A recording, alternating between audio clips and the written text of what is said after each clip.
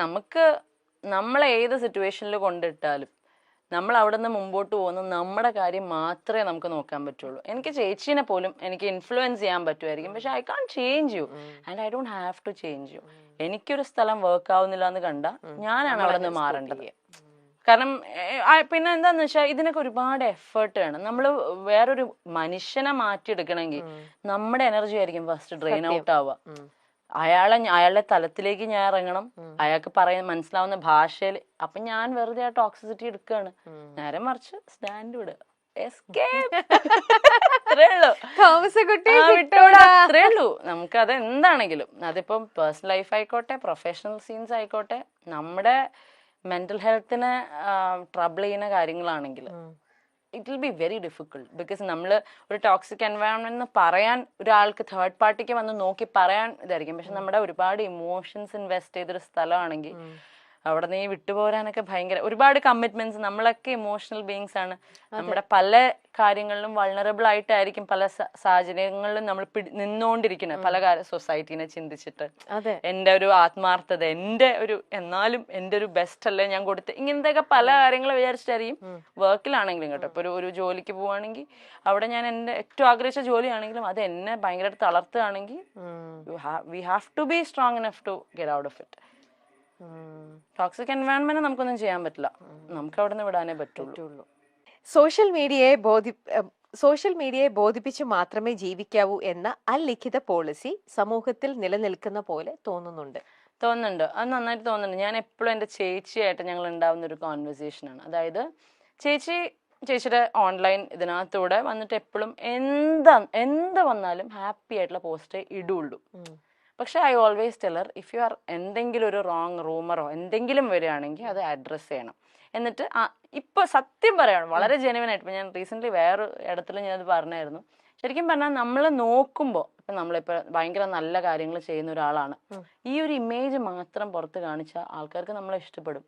പക്ഷെ നമ്മൾ വളരെ ജെന്യുവൻ ആയിട്ട് നമ്മുടെ നമ്മൾ പാളിയ ഡെസിഷൻസ് ആണെങ്കിലും നമ്മുടെ എന്തെങ്കിലും നിലപാടുകളാണെങ്കിലും വന്ന് പച്ചയ്ക്ക് പറയുന്ന ആൾക്കാർക്ക് ഭയങ്കര വിമർശനമായിരിക്കും. നേരെ മറിച്ച് ഒരു പ്രശ്നം ഉണ്ടായതിന്റെ തൊട്ട് പറയാം, നമ്മളൊരു 10-20 വീഡിയോ ചെയ്യാണ് നന്മ കാണിച്ചുകൊണ്ട്, you are sorted, it's A good person, അയ്യോ ഇയാളൊക്കെ ഇങ്ങനെയൊക്കെ ചെയ്യോ, അയ്യോ പാവം, അങ്ങനെ ചിന്തിക്കുള്ളൂ. അപ്പൊ ശരിക്കും പറഞ്ഞാൽ സോഷ്യൽ മീഡിയനെ ബോധിപ്പിച്ചത് തന്നെയാണ് ഇനിയുള്ള ജനറേഷൻ ഇതിനകത്തേക്ക് ഇറങ്ങുവാണെങ്കിൽ, ഈ ലൈം ലൈറ്റ് അല്ലെങ്കിൽ ഈ ഷോബസിലേക്ക് ഇറങ്ങുവാണെങ്കിൽ ഇനിയുള്ള ജനറേഷൻ എങ്ങനെ സോഷ്യൽ മീഡിയക്ക് കേറ്റർ ചെയ്യാൻ പറ്റുന്ന ഒരു ഇമേജ് ഉണ്ടാക്കിയെടുക്കാൻ പറ്റും, അല്ലെങ്കിൽ പ്രോപ്പർ PR വർക്ക് ഇതെന്താന്ന് പഠിച്ചിട്ട് ഇറങ്ങുക. അല്ലെങ്കിൽ ലൈഫ് ലോങ് നിങ്ങൾ ജെനുവിൻ ആയിട്ട് നിന്നുകൊണ്ട്, പഴയ കാലത്തൊക്കെ നമ്മളെ പഠിപ്പിക്കുന്ന ഒരു കാര്യമാണ് നിങ്ങൾ എന്താണോ അങ്ങനെ നിൽക്കുക. ഇനി അതൊന്നും നടക്കില്ല. ഇത്രയും സോഷ്യൽ മീഡിയ വളർന്നുകൊണ്ടും ഒരു വീട്ടില് 5 വയസ്സുള്ള കുട്ടി തൊട്ട് 55 വയസ്സുള്ള അമ്മയുടെ കയ്യിൽ വരെയും ഫോണുള്ള സമയത്ത് ഇത്രയും ആൾക്കാരെ ഒരേപോലെ അവർക്ക് മനസ്സിലാവുന്ന ഒറ്റ ഭാഷ ഉണ്ടാവുള്ളൂ, നന്മ. ഈ നന്മ മാക്സിമം കാണിച്ചുകൊണ്ട് എത്ര ഉഡായിപ്പാണെങ്കിലും നിങ്ങൾ ആൾക്കാരെ കൺവിൻസ് ചെയ്യാൻ പറ്റും. I have always felt so social മീഡിയയിൽ വന്നിട്ട് ജെനുവിനിറ്റിയേക്കാൾ കൂടുതൽ ബിൽഡ് എൻ ഇമേജ്, ഒരു ഫേക്ക് ഫേസ് വേണം. അപ്പോ അബ്സല്യൂട്ട്ലി. കാരണം ഇപ്പൊ ഞങ്ങളുടെയൊക്കെ കേസിൽ ഇപ്പൊ ഞാനൊക്കെ ഇങ്ങനെ വന്ന് നിന്ന് സംസാരിച്ചിട്ട് എന്ത് മാത്രം ഹേറ്റ് ഉണ്ടായത്. എന്നാൽ ഞാൻ ഈ പറയുന്ന ആരെങ്കിലും ഒരാൾ എന്തെങ്കിലും ചെയ്ത് ഉപദ്രവിച്ചിട്ടുണ്ടോ? I haven't, my sister has not.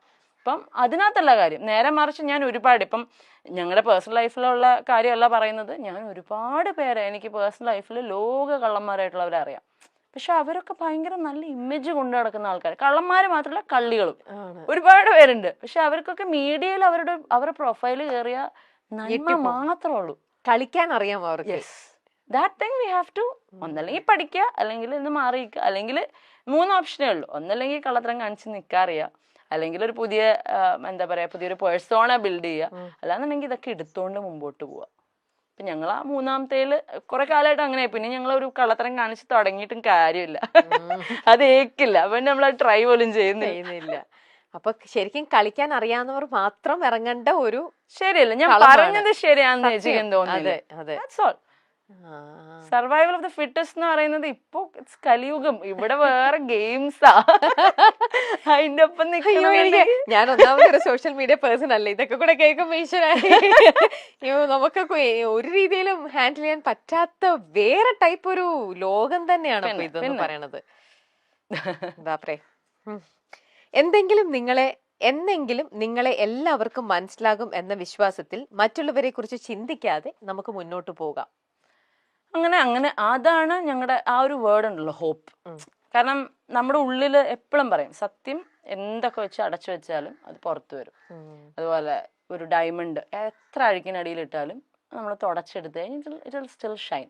അപ്പം ഞങ്ങളുടെ വീട്ടിൽ എൻ്റെ അച്ഛനമ്മയൊക്കെ ഒരുപാട് വിഷമിച്ചിരിക്കുമ്പോൾ അവർ പറയുന്നത് നമുക്കൊരു ദിവസം വരും, ആ ദിവസത്തിന് വേണ്ടി വെയിറ്റ്. അത് പറയുമ്പോൾ എനിക്ക് ഇമോഷനാവും. Wait for that day and will wait. അത് ഇത്രയും ഡീപ്പായിട്ട് കുറെ കാര്യങ്ങൾ പറഞ്ഞപ്പോഴത്തേക്ക് അത് കയ്യിൽ നിന്ന് പോയതാ. ഇല്ല, ഐ ക്യാൻ അണ്ടർസ്റ്റാൻഡ് അബ്രാമി. ആ ഒരു ഇപ്പൊ ഞാനും ഇത്ര പുറമേ നല്ല ഇത്ര നാളും നിങ്ങളുടെ പ്രോബ്ലംസ് കണ്ടുവരുന്നത്. ഇപ്പം when I'm talking to you, ഇത് ആ ഒരു ഇതിനോട് പറയുമ്പോ ഇത് എനിക്ക് അഭിരാമി എത്ര ചിരിച്ചോണ്ടാണ് പറയുന്നെങ്കിലും എനിക്ക് ആ ഉള്ളിൽ നിന്ന് അതിന്റെ പൊട്ടിപ്പോകുന്നു കരഞ്ഞ് ഇവർ എന്റെ കണ്ടെന്ന് അറിയണു. നമുക്ക് ആ ഒരു പെയിൻ ശരിക്കും നമുക്കത് മനസ്സിലാവും. നിങ്ങള് നോയിങ്ലി അൺനോയിങ്ലി എന്തൊക്കെയല്ലേ നിങ്ങളത്. അപ്പൊ അതെന്തായാലും അത് ഒരു സമയം. ഇപ്പൊ എന്തായാലും ഞങ്ങളുടെ അച്ഛൻ മുകളിലും ഉണ്ട്. സോ പുള്ളി അവിടെ നിന്ന് ഗെയിംസ് കളിച്ചോളും. ഞങ്ങൾക്ക് കളിക്കാൻ പറ്റാത്ത games he'll do it for us. അപ്പോൾ വി ഡു ബിലീവ്. അതായത് ഇത് മാത്രമല്ല, ഈ പറയുന്ന ചേച്ചിയുടെ പ്രീവിയസ് മാരേജിന്റെ കാര്യം മാത്രമല്ല, ഓൾ ടുഗെദർ നമ്മൾ അങ്ങനെ ഒന്നും ചെയ്യാത്ത വളരെ ജെന്യുവൻ ആയിട്ട് നിന്നിട്ടുള്ള ആൾക്കാരാണെന്ന് ഒരു പോയിന്റിൽ പ്രൂവ് ആവും. Will wait for that. We have to. കാരണം പാപ്പു എന്ന് പറയുന്ന ഒരാളുടെ മുമ്പിൽ ഞങ്ങൾക്ക് അത് കാണിച്ചു കൊടുക്കാനുണ്ട്. പിന്നെ ആ കുഞ്ഞിന്റെ ഒരു പ്രയാസമൊന്നും ദൈവം ഞങ്ങളുടെയൊക്കെ പിന്നെയും പോട്ടെ, കുഴപ്പമില്ല. പക്ഷെ ഈ പറയുന്ന ഒരു എനർജിയൊക്കെ മുകളിലുണ്ടെങ്കിൽ ആ കുഞ്ഞിന്റെ ഒരു സാധനം കാണാതിരിക്കില്ല. അപ്പം that day will come for sure. ബാലയുടെയും അമൃതയുടെയും ഒപ്പം എലിസബത്തിന്റെയും കാര്യങ്ങളാണ് ഇപ്പോൾ വീണ്ടും സോഷ്യൽ മീഡിയയിൽ ചർച്ചയാകുന്നത്. അതേസമയം അമൃതയുടെ സഹോദരി അനിയത്തി അഭിരാമി സുരേഷ് മുൻപ് പറഞ്ഞ കുറെ കാര്യങ്ങൾ ഇപ്പോൾ വീണ്ടും ചർച്ചയായി മാറുകയാണ്. ബാല ഇപ്പോൾ തന്റെ മൂന്നാമത്തെയോ നാലാമത്തെയോ ഭാര്യയായ കോകിലയുമായി ഒന്നിച്ച് വൈക്കത്താണ് താമസം. ഇരുവരും ഒരു കുഞ്ഞിനെ പ്രതീക്ഷിക്കുകയാണെന്ന് കഴിഞ്ഞ ദിവസം ബാല പറഞ്ഞിരുന്നു. അതിനു പിന്നാലെയാണ്, അല്ലെങ്കിൽ ആ വീഡിയോയ്ക്ക് മുന്നെയാണ് അമൃത സുരേഷ് 15 ലക്ഷത്തിന്റെ തങ്ങളുടെ മകളുടെ ഒരു FD ബാല ക്ലോസ് ചെയ്തതായും ഇൻഷുറൻസ് മുടക്കിയതായും ഒക്കെ പറഞ്ഞുകൊണ്ട് രംഗത്ത് വന്നത്. മാത്രമല്ല, ഒരു പേജ് തന്നെ, തങ്ങളുടെ എഗ്രിമെന്റിന്റെ ഒരു പേജ് തന്നെ വ്യാജമായി ബാല ഉണ്ടാക്കിയെന്നും തന്റെ കള്ള ഒപ്പിട്ടെന്നും പറഞ്ഞുകൊണ്ട് അമൃത രംഗത്ത് വന്നിരുന്നു. ഇതിനൊക്കെ വിശദീകരണം പറഞ്ഞുകൊണ്ട് ബാല വന്നിട്ടുണ്ടായിരുന്നു. എങ്കിൽ പോലും ആ കാര്യങ്ങൾ ഒന്നും തന്നെ എടുത്ത് അഡ്രസ്സ് ചെയ്തിരുന്നില്ല. എന്നാൽ അതിന് പിന്നാലെ എലിസബത്തും രംഗത്തെത്തി. എലിസബത്ത് ബാലയിൽ നിന്ന് അനുഭവിച്ച കൊടിയ പീഡനങ്ങളെ പറഞ്ഞുകൊണ്ടാണ് വന്നത്. തന്റെ ബെഡ്റൂം സീൻസ് പുറത്തുവിടുമെന്ന് ഭീഷണിപ്പെടുത്തി, തന്നെ ഉപദ്രവിച്ചു, റേപ്പ് ചെയ്തു. താൻ ഭാര്യയല്ല എന്ന് പറയുമ്പോൾ അത് തന്നെ റേപ്പ് ചെയ്തതാകാം എന്നാണ് എലിസബത്ത് പറയുന്നത്. വളരെ ഭയന്നും കണ്ണുനീരോടെയും ഡിപ്രഷനോടെയും ഒക്കെയാണ് എലിസബത്ത് സംസാരിച്ചുകൊണ്ട് രംഗത്ത് വന്നത്. അഭിരാമി പറഞ്ഞ കുറെ കാര്യങ്ങളാണ് ഇപ്പോൾ വീണ്ടും ചർച്ചയാകുന്നത്. കാരണം ബാലയ്ക്ക് മറ്റൊരു മുഖമുണ്ടോ എന്ന് തന്നെയാണ് ഈ കാര്യങ്ങളൊക്കെ നമ്മുടെ മുന്നിൽ തുറന്നു കാട്ടുന്നത്.